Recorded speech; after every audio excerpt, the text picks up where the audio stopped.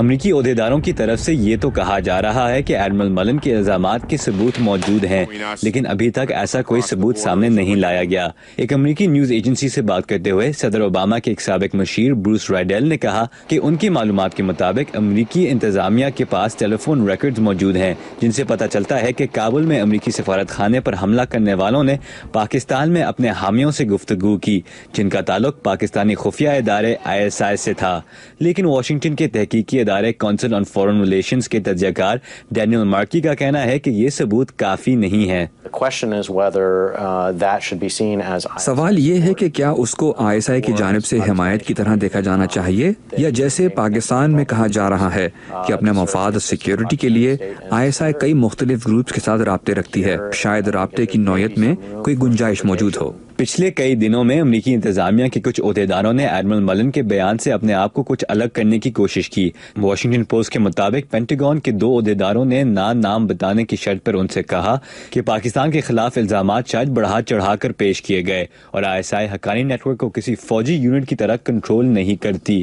White house کے ترجمان نے بھی ایڈمرل ملن کے موقف کی تائید کی ہے، لیکن ان کے بیان کو مکمل طور پر تائید کرنے سے گریز کیا۔ میں شاید وہ الفاظ نہیں استعمال کرتا۔ پاکستان اور حقانی نیٹ ورک کے درمیان تعلقات ضرور ہیں، ان تعلقات کی نوعیت پیچیدہ ہے اور ان کا جائزہ لیا جا سکتا ہے۔ رینڈ کارپوریشن سے منسلک جیمز ڈوبنز کا کہنا ہے کہ امریکی انتظامیہ میں ایڈمرل ملن کے بیان کی 100% حمایت شاید نہیں ہو۔ یہ صاف ظاہر نہیں ہے کہ ایڈمرل ملن کا بیان امریکی پالیسی کی نمائندگی کرتا ہے، لیکن یہ بیان امریکی انٹیلیجنس کے تجزیے کی نمائندگی ضرور کرتا ہوگا۔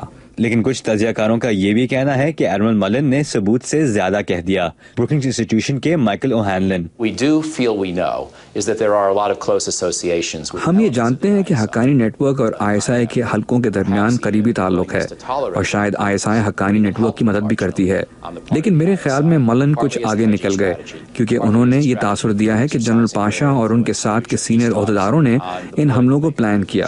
ہمارے پاس ایسا کوئی ثبوت نہیں ہے۔ ایڈمرل ملن نے خود اپنے بیان کا مختلف انٹرویوز کے ذریعے دفاع کیا ہے، لیکن واشنگٹن میں یہ بھی سوال کیا جا رہا ہے کہ کیا سیاسی لحاظ سے بھی ایڈمرل ملن کو یہ الزامات عائد کرنے چاہیے تھے؟ میرے نزدیک پچھلے 10 سالوں میں پاکستان پر کھلے عام تنقید کرنے کی کوششیں آج تک ناکام ہوئی ہیں۔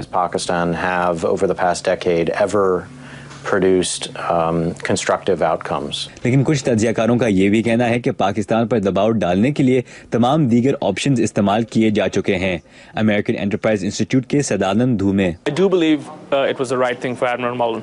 یہ 2011 ہے۔ امریکہ 10 سال سے دوسرے طریقے آزمانے کی کوشش کر رہا ہے۔ غیر سرکاری طور پر اچھی طرح سمجھانے کی کوشش بھی کی گئی ہے، بہت سی مالی امداد فراہم بھی کی گئی ہے، اور اس سب کا کوئی نتیجہ نہیں نکلا۔ تو میرے نزدیک ایڈمرل ملن کا یہ بات کہہ دینا بالکل ٹھیک تھا۔ آنے والے دنوں میں پاک امریکہ تعلقات کیا رخ اختیار کرتے ہیں؟ تجزیہ کاروں کا کہنا ہے کہ اس کا انحصار اس بات پر ہے کہ دونوں ملکوں کے سیاستدان آگے کیا کرتے ہیں۔ رضا نقوی، اردو VOA، واشنگٹن۔